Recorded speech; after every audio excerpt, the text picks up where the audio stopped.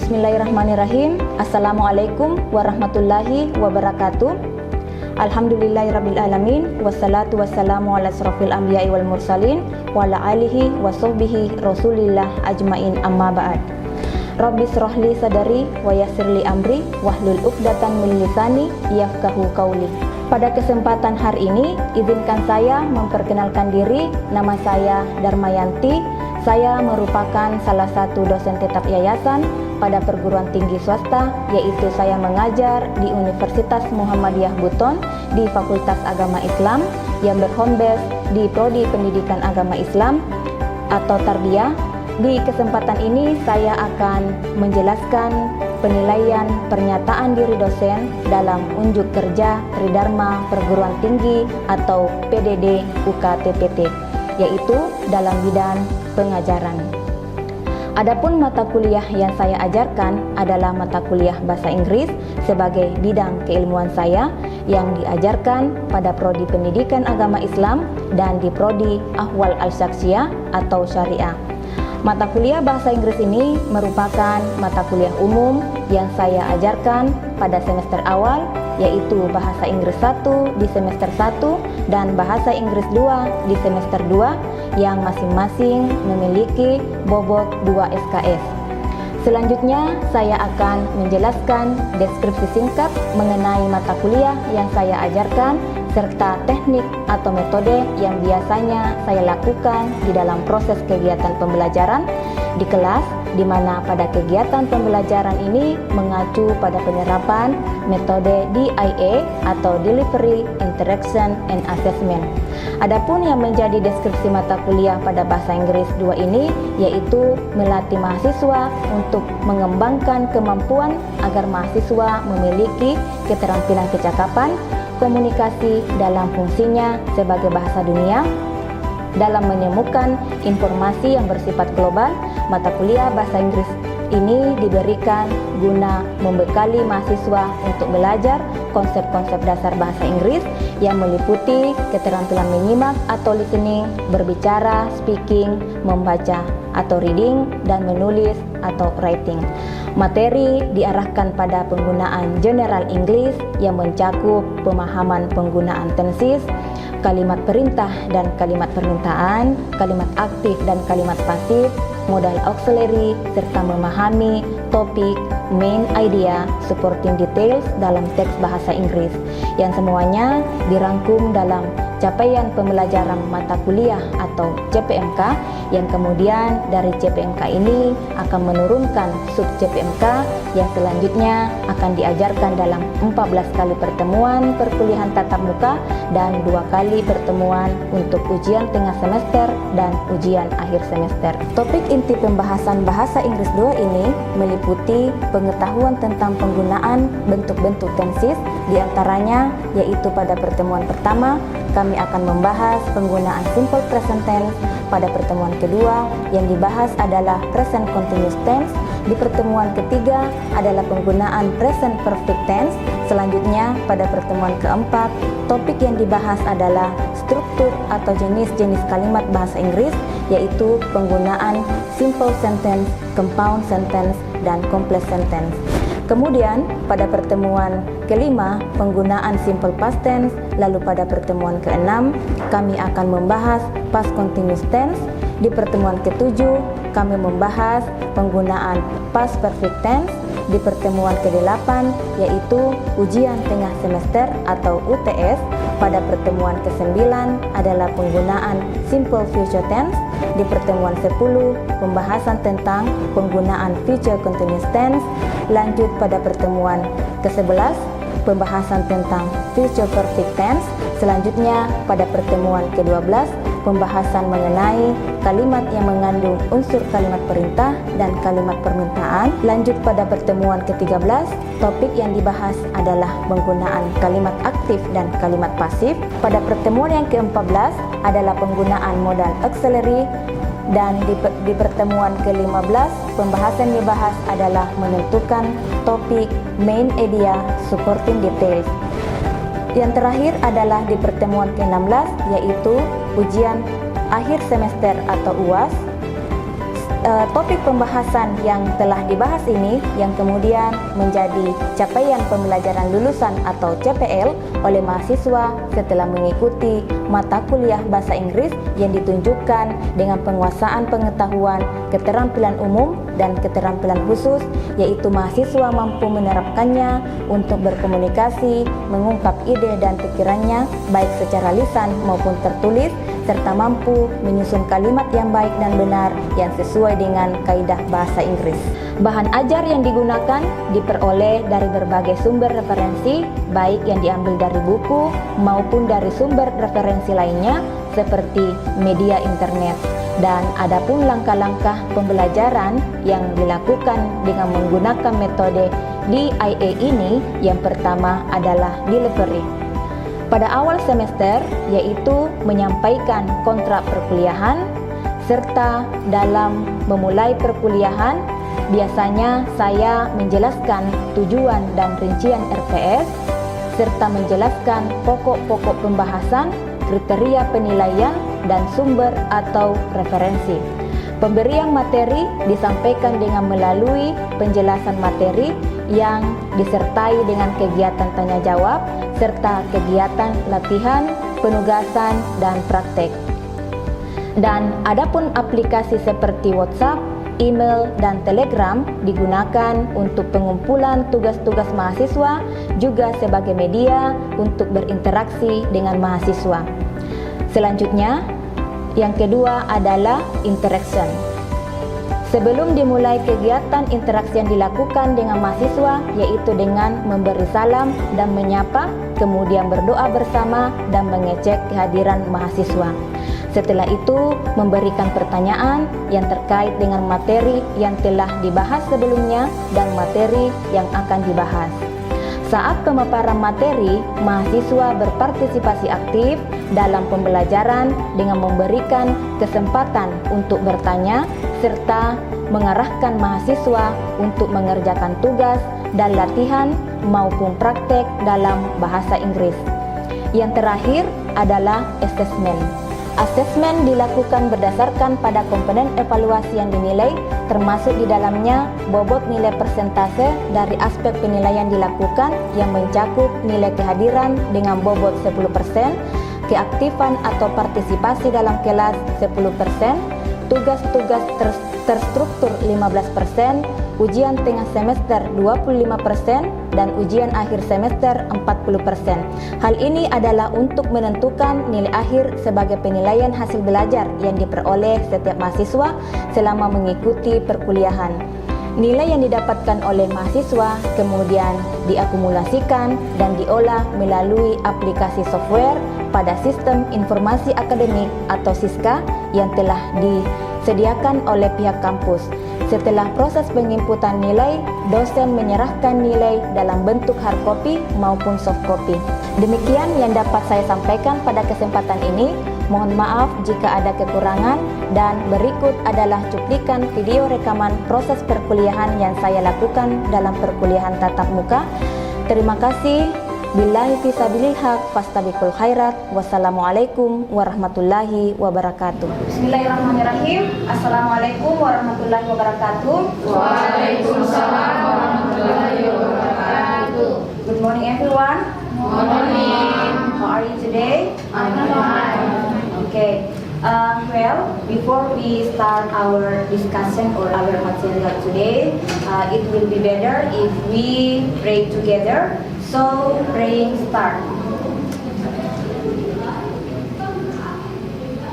Okay, finished?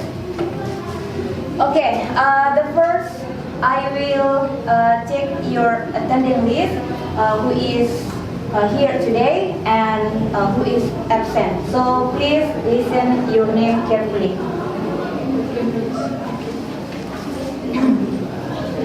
Safira.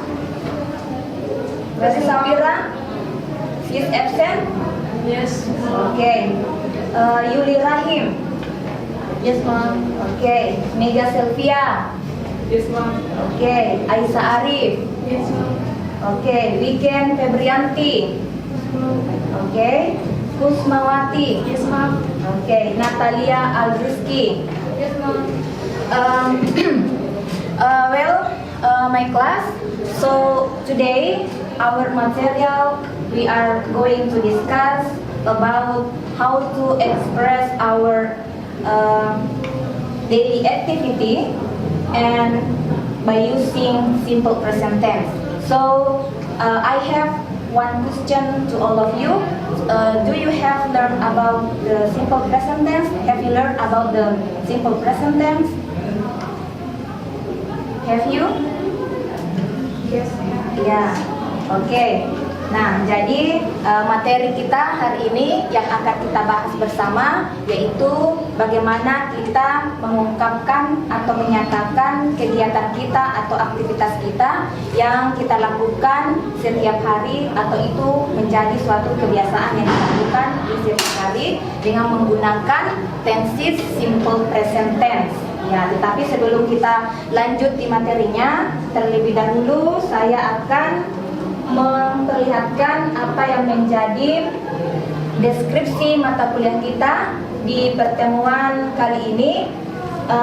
Seperti yang adik-adik lihat pada tampilan slide bahwa dikatakan di sini adalah deskripsi mata kuliah ini bertujuan melatih bertujuan untuk melatih mahasiswa untuk mengembangkan kemampuan agar mahasiswa memiliki keterampilan kecakapan komunikasi dalam tugasnya sebagai dalam fungsinya sebagai bahasa dunia dalam menemukan informasi yang bersifat global. Dan mata kuliah ini juga bahasa Inggris ini diberikan guna membekali mahasiswa untuk belajar konsep-konsep dasar berbahasa Inggris yang meliputi keterampilan menyimak atau listening, kemudian berbicara speaking, lalu kemudian membaca reading dan menulis. Ya, says that something was true in the past, is true in the present, and will be true in the future. Ya, and simple present tense is used to express the habitual or daily activity, aktivitas sehari-hari ya. Nah, jadi kita gunakan simple present tense ini untuk menyatakan kebiasaan sehari-hari, untuk menyatakan aktivitas sehari-hari kemudian yang menjadi satu kebiasaan. Nah, tadi definisi sebelumnya bahwa simple present tense ini says that something was true in the past, is true in the present, and will be true in the future. Nah, kalau kita mengartikan atau memaknai dari definisi simple present tense ini, maka dikatakan bahwa sesuatu yang benar di waktu lampau, benar di waktu sekarang, dan benar di masa yang akan datang, berarti itu menjadi suatu kebenaran umum. Ya. Nah, di antara kalian ini bisa ada yang bisa memberikan satu contoh kalimat yang mana yang menyatakan suatu kebenaran umum itu. Ya, contoh ya, saya berikan contoh satu yang dikatakan dengan kebenaran umum, misalnya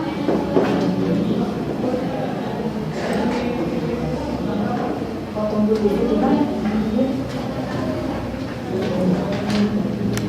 So I will give you one example about general truth ya, atau kebenaran umum ya. Jadi maksudnya kebenaran umum itu adalah tadi di pengertiannya simple present tense, yaitu says that something was true in the past, is true in the present, and will be true in the future ya. Jadi sesuatu yang benar di waktu lampau, di waktu sekarang, dan akan benar pada waktu yang akan datang ya. Contohnya misalnya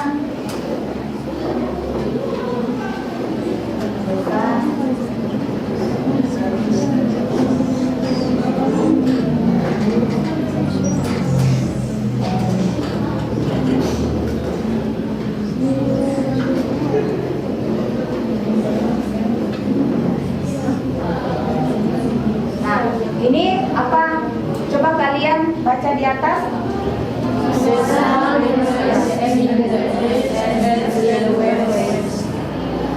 Oke. Sun rises in the east and sets in the west. Ya, artinya matahari kenapa? matahari terbit di timur Dan terbenam di barat. ya, dan terbenam di barat di barat. Nah, kalau kita perhatikan kalimat ini adalah merupakan termasuk juga contoh dalam penggunaan simple present. Sebab kenapa? Setelah kata kerja rais itu terdapat penambahan S, ya, huruf S. Nah, kemudian juga ini ya, itu ada penambahan huruf S. Nah, untuk kalimat ini menyatakan suatu kebenaran umum. Sebab kenapa? Dari dulu kan matahari terbitnya di timur dan terbenamnya di barat. Nah, itu menyatakan suatu kebenaran umum. Benar di waktu lampau, di waktu sekarang, dan akan juga nanti pada waktu yang akan datang. Ya, oke. Nah, contoh yang kedua, apalagi? Ada yang bisa berikan contoh? So, can you give me one example about the general view? Yeah. Indonesia Indonesia is a country is a country in Southeast Asia. in Southeast Asia. Asia. Oke. Nah, Suatu negara di Asia Tenggara. Ya, Asia Tenggara ya. Nah, ini juga menunjukkan suatu fakta ya, menunjukkan suatu fakta karena letak Indonesia, negara Indonesia itu berada di Southeast Asia ya, atau Asia Tenggara ya. Oke, the other please, can you give me more example about the general truth? Ya, nanti sebentar akan kita tentukan dari contoh-contoh yang telah adik-adik berikan. Nanti akan kita identifikasi kalimat tersebut itu masuk di dalam kalimat nominalkah atau kalimat verbal. Ya, oke. Ada lagi yang bisa diberikan contohnya? Nah, kalau saya coba ya di kalian bahasa Inggris kan, translate ke dalam bahasa Inggris, saya akan memberikan contoh dalam bahasa Indonesia ya. Nah, coba ya. 1 jam itu terdiri dari berapa menit? 60 menit. 60 menit. Ya, bahasa Inggrisnya?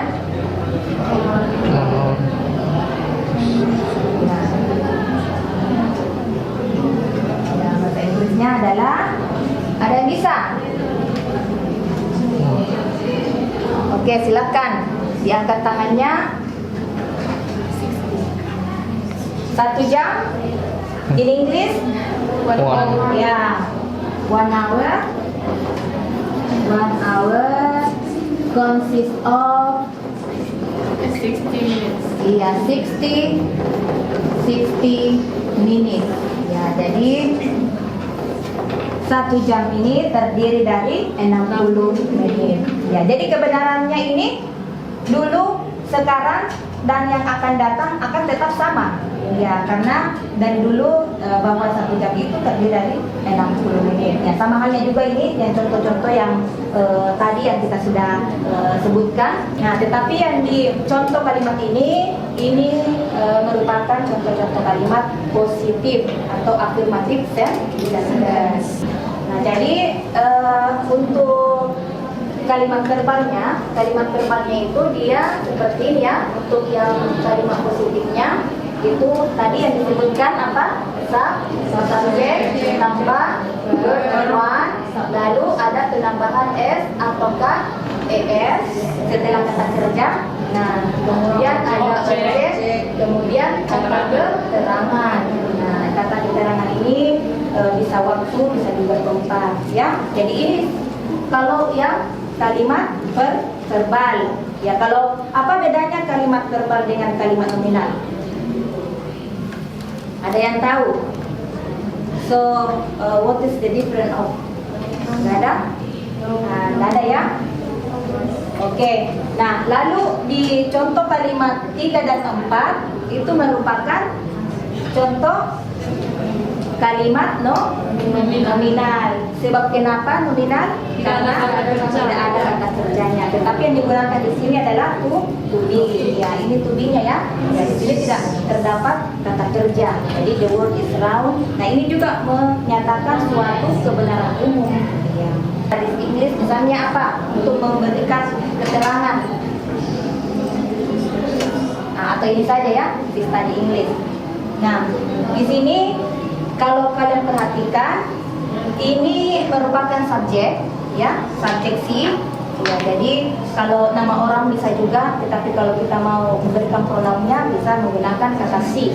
Ya, kemudian ada kata kerja study. Nah, study ini bentuk dasarnya adalah tulisannya seperti ini ya. Ya, kenapa ini diganti dengan i?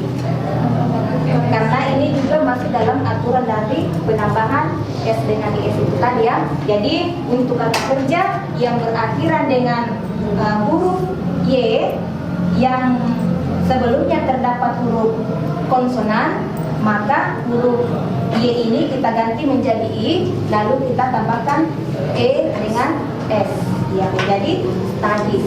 Ya, jadi si studies English, dia belajar bahasa Inggris. Oke, tadi disebut dengan kata kerja yang berakhiran dengan huruf O tadi adalah kata kerja O. Ya, bisa dikasih contoh kalimat yang menggunakan kata kerja tersebut? O itu misalnya dia atau siapa temannya pergi ke kampus setiap pagi, setiap hari. Ya, misalnya si going to kampus setiap hari pergi ya, every.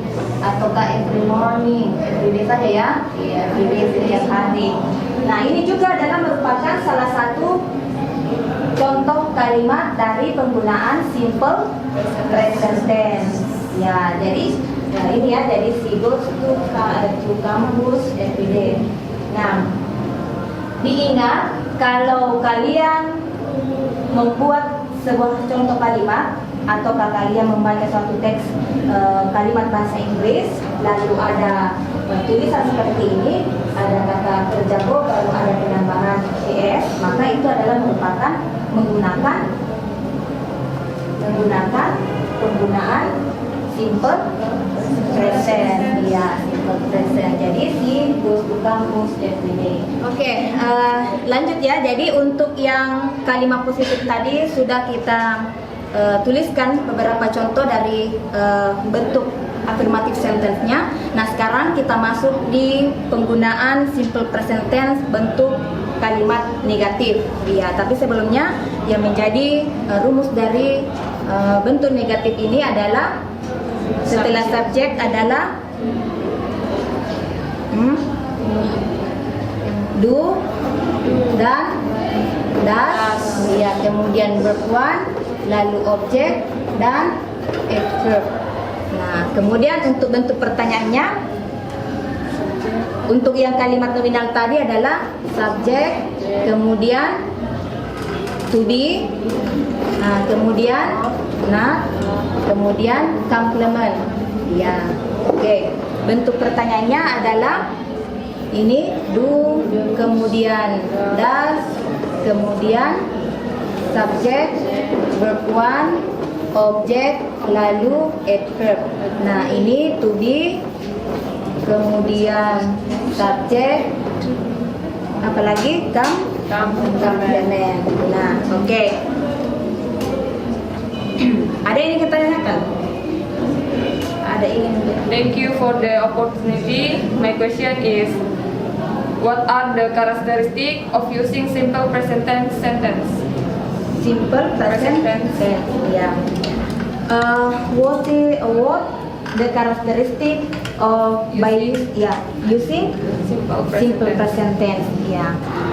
The characteristic of the simple present is usually add s or es after verb, and then in simple present tense usually use the time signal or tense marker with always, usually, or every.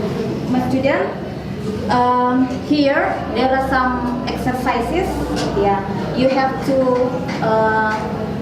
discuss with your friends about the answer of the exercises.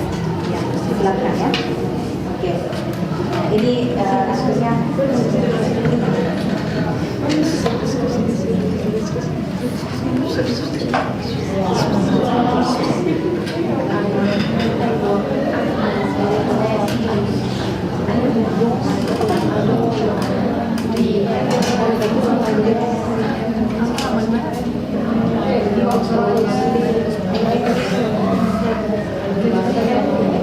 Siapa yang bisa jawab nomor 1? Angkatnya minta minyak. Siapa yang bisa jawab?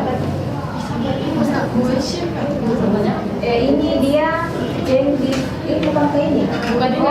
Iya. So change this statement to question.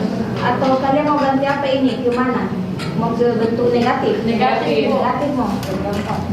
Ya. He, dan it.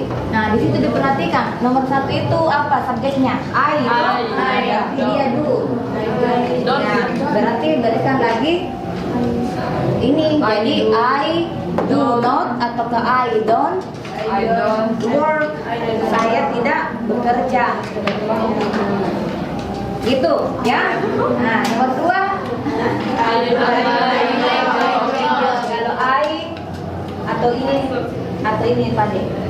Saya ganti ini kan sama-sama A itu. Nah, ini saya ganti ini toh. Nanti lebih bervariasi lagi. He does not atau he doesn't like his job misalnya.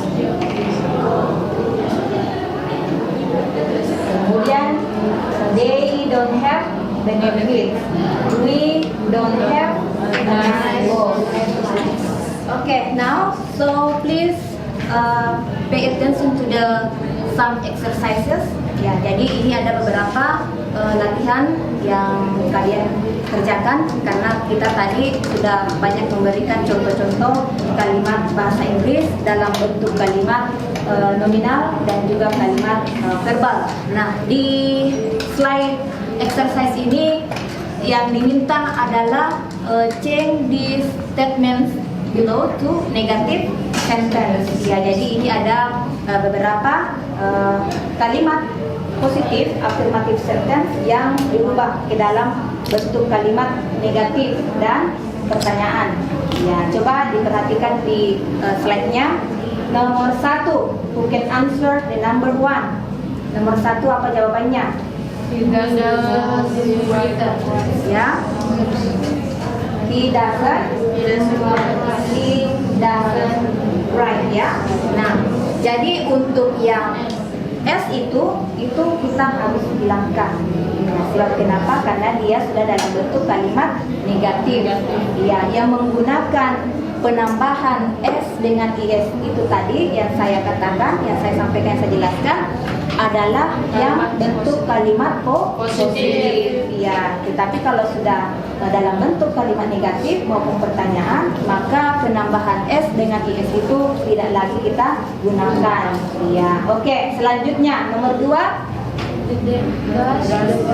Iya, does the bus carry a lot of passengers? Apakah bis itu membawa banyak penumpang? Iya, oke. Sampai di sini masih ada pertanyaan? Jelas semua? Ya, kalau sudah dirasa jelas, insya Allah minggu depan akan kita lanjutkan kembali materi kita, dan ini masih ada kaitannya dengan pembahasan tenses. Ya, so next week, insya Allah we will discuss about present continuous tense. Yeah, so I say thank you so much for your attention, and wassalamualaikum warahmatullahi wabarakatuh.